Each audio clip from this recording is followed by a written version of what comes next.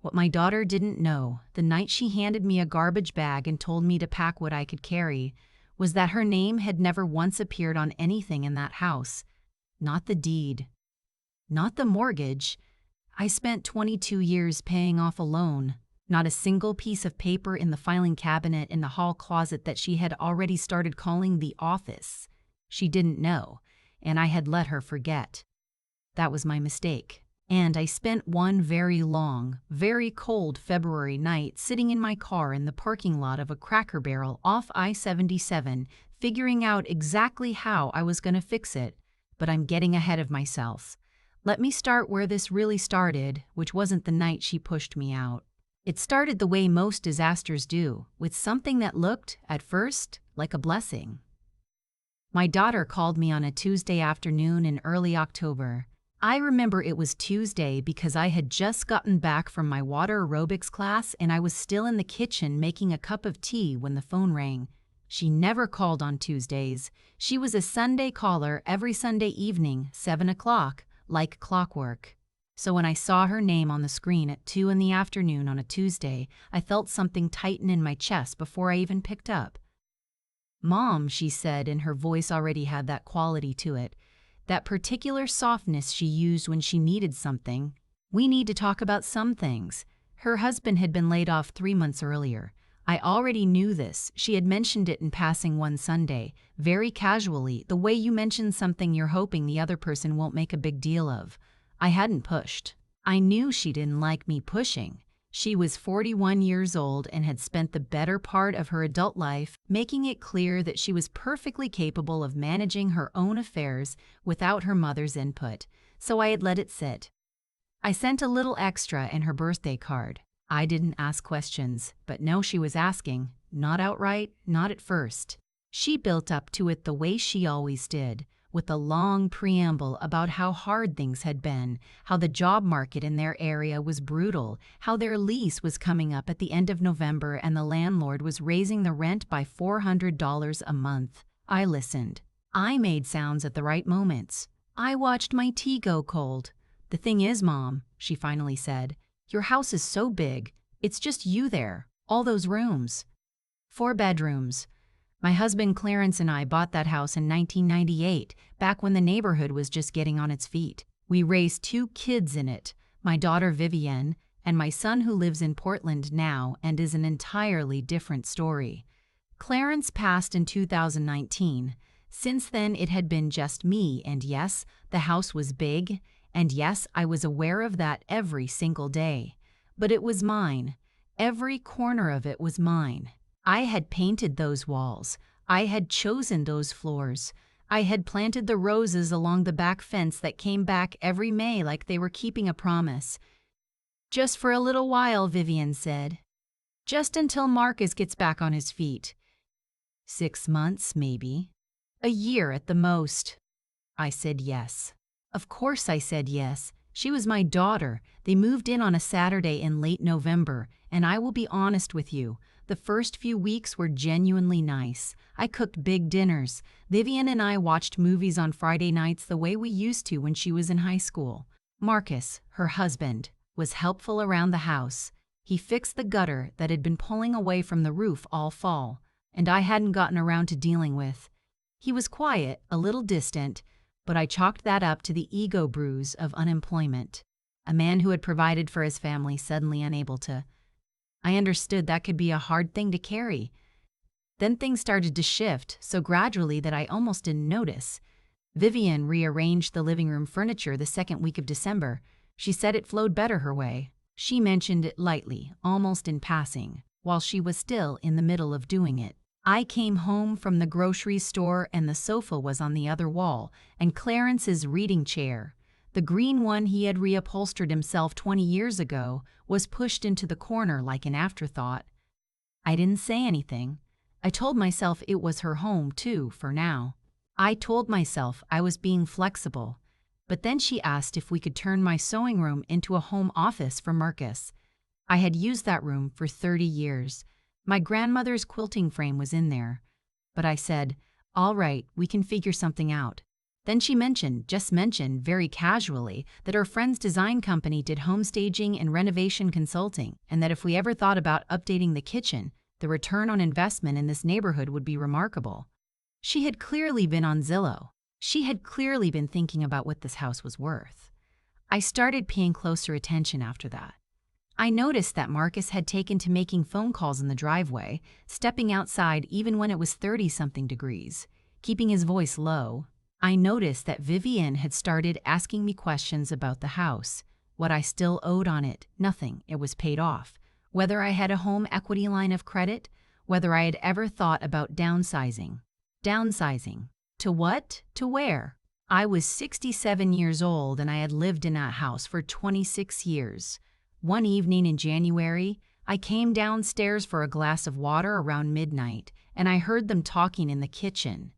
I wasn't trying to listen, but the house was quiet and the kitchen was just off the hallway, and I heard Marcus say, clear as anything, the equity alone is worth 6 figures. If she's willing to sell, we split it and start over clean. I stood in that hallway for a long moment. Then I went back upstairs, quietly, and I sat on the edge of my bed in the dark and I thought about what I had just heard. I thought about the way Vivienne had been looking at the kitchen lately, measuring things with her eyes. I thought about how often Marcus had been on the phone with someone I never got introduced to. I made myself a decision that night. I didn't confront them. I didn't say a word. I picked up the phone the next morning and I called Raymond, my attorney, who had been handling my affairs since Clarence's estate went through probate. I told him I needed to come in and talk. He said, "Come Thursday." That Thursday changed everything, though I didn't know it yet. Raymond walked me through a few things I hadn't thought to do after Clarence passed, things we talked about but that I had let slide in the fog of grief. We updated my living trust. We made sure the beneficiary designations on my accounts were clearly documented. We talked about a ladybird deed, what some people call an enhanced life estate deed, which would let me stay in my home for the rest of my life and pass it directly to my son in Portland upon my death, completely bypassing probate. No court process, no opportunity for anyone to contest or claim. We also talked about what my rights were as the sole legal owner of the property. Raymond was very clear about that. I drove home that afternoon feeling something I hadn't felt in weeks. I felt solid. I felt like the ground was under my feet again. I didn't let on. I went home and made a pot of chili and asked Vivienne how her day was. February came cold that year. Genuinely cold for the Carolinas. The kind of cold that keeps you inside and makes the walls of a house stow closer than usual. Tensions had been building since January, and everyone could feel it, even though nobody was naming it. Vivienne had gotten quieter around me, more guarded. Marcus had stopped eating dinner with us. The night it happened was a Wednesday. I know that because I had been on the phone with my son earlier in the evening. He called on Wednesdays, and after we hung up, I came downstairs to find Vivienne and Marcus in the kitchen, and the energy in the room stopped me before I even made it to the refrigerator. Vivienne turned around, and I could see she had been crying or working herself up to something. Her jaw was set in the way it had been since she was 16, the way that meant she had made up her mind about something and was now going to say it. "Mom," she said, "we need to have a real conversation." I said, "All right." What followed was about 45 minutes of things that had apparently been building up for some time, how the house wasn't being used to its potential, how it wasn't fair that this much equity was just sitting here when they were drowning, how if I really loved her, really wanted to help, I would think seriously about putting the house on the market, splitting the proceeds, and using my share to find something more appropriate for someone at my stage of life. She had actually researched senior apartments. She showed me listings on her phone, places with grab bars in the shower and shuttle service to doctor's appointments. I was 67 years old. I drove myself to my own doctor's appointments. I did water a box 3 times a week. But she had decided what stage of life I was at. Marcus didn't say much. He sat at the kitchen table with his arms folded and let her talk, but every now and then he'd nod, like a cosigner.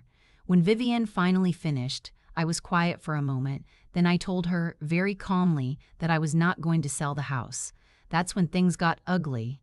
She said things I won't repeat in full because some of them I'm still trying to forgive. She said I was selfish.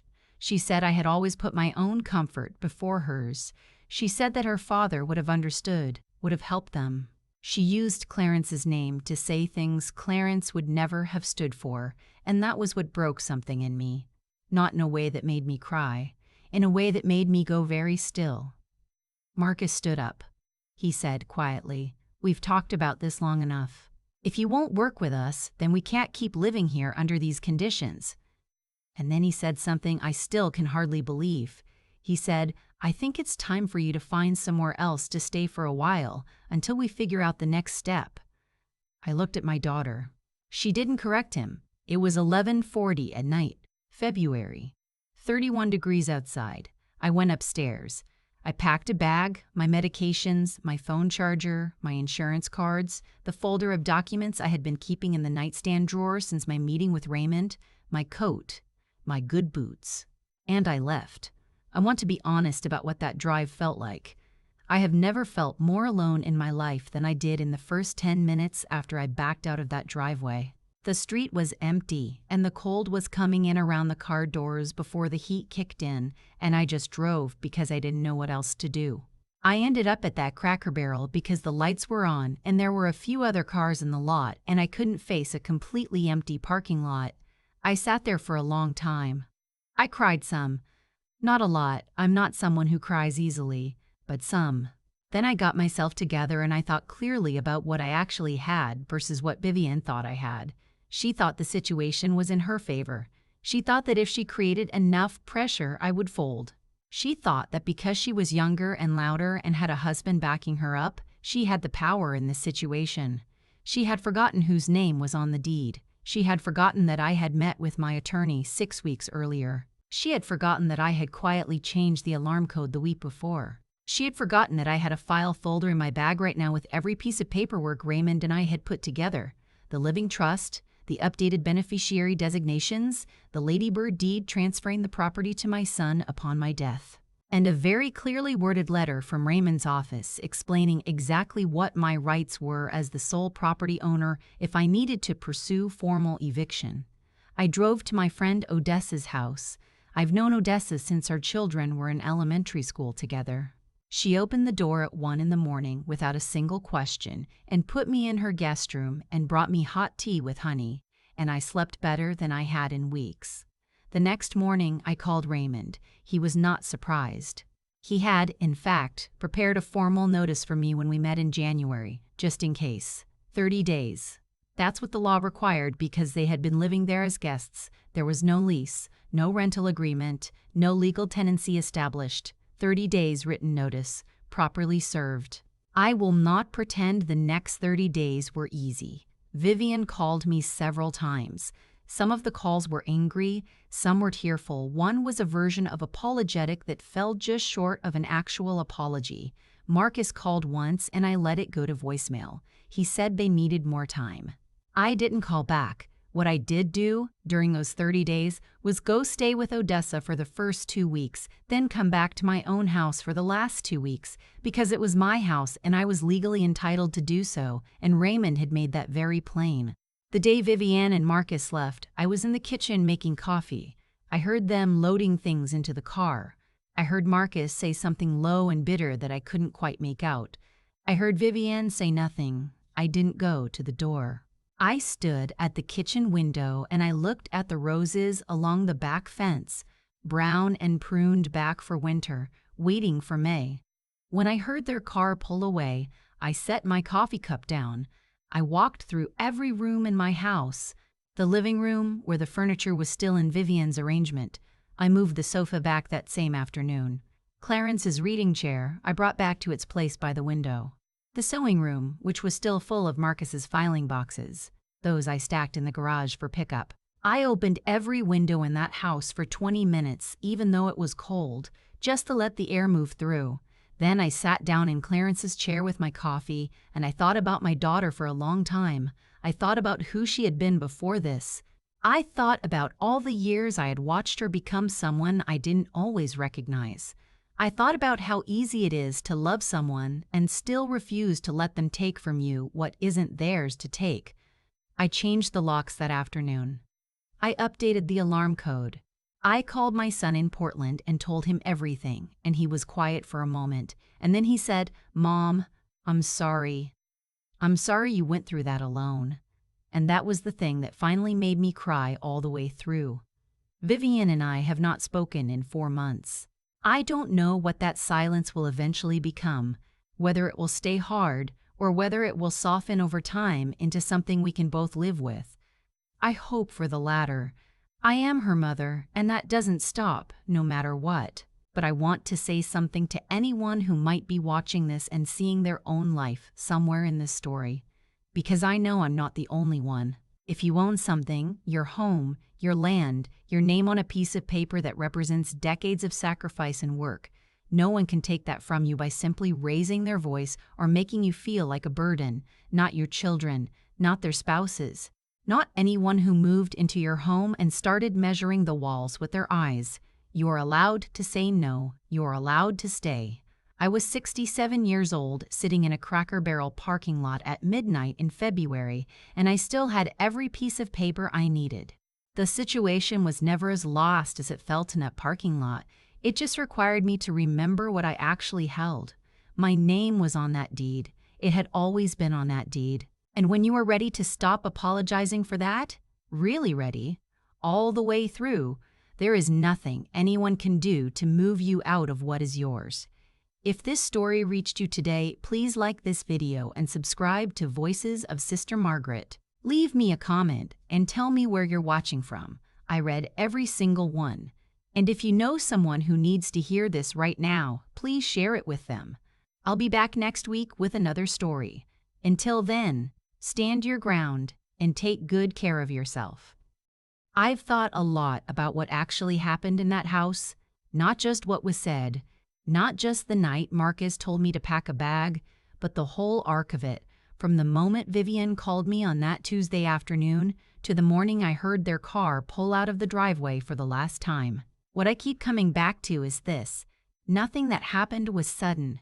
Every bit of it was built slowly, one small thing at a time. The furniture moved without asking. The questions about equity, the phone calls in the cold driveway, each one of those things was a choice, and each choice made the next one easier. That's how people end up somewhere they never could have imagined going. Not in one leap, but in 100 small steps they talked themselves into. I'm not saying Vivian is a bad person. I have spent 4 months sitting with that question, and I don't believe she is. I think she was scared, and I think fear does something to people when they let it run long enough without checking it. It starts to justify things. It starts to reframe things. What belongs to someone else starts to look after a while like something that's just being wasted. And once you've told yourself that story enough times, you start to believe you have a right to it. That's not a character flaw unique to my daughter. That's a human thing. The difference between people who act on it and people who don't is whether they built the habit of stopping themselves and asking, is this actually mine? Do I actually have the right to this? Vivian hadn't built that habit, and Marcus certainly hadn't. What I want people to take from this, and I mean really take from it, not just nod along and forget it by tomorrow, is that your life requires you to know what you hold. Not in an arrogant way, not in a way that makes you suspicious of everyone who loves you, but in a quiet, clear-eyed way. You have to know what is yours. You have to have the paperwork. You have to have the relationships. I mean Raymond, I mean Odessa, the people who will pick up when you call at 1 in the morning. You have to have done the work ahead of time so that when a moment of pressure comes, you are not scrambling. You are not desperate. You are not making decisions from a place of panic. That is not luck. That is not something that happens to you. That is something you build deliberately over time. It is a form of wisdom that only comes from taking your own life seriously enough to prepare for it. And the resilience part, the part where I packed my bag and drove away instead of collapsing, that didn't come from nowhere either. That came from knowing, somewhere underneath all the hurt and shock, that I had done nothing wrong and that the situation was not permanent. Clarity is what gives you the ability to keep moving when everything in you wants to stop. I don't know yet what Vivian and I will become. I hope we find our way back to something real, but I know that whatever comes next, I will not rebuild it on a foundation of pretending. The love has to be honest, or it isn't love, it's just proximity. Stand in what is yours, know what you hold.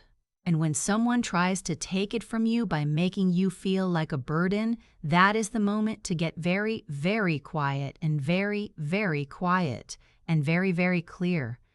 That is the moment to remember your own name on the deed.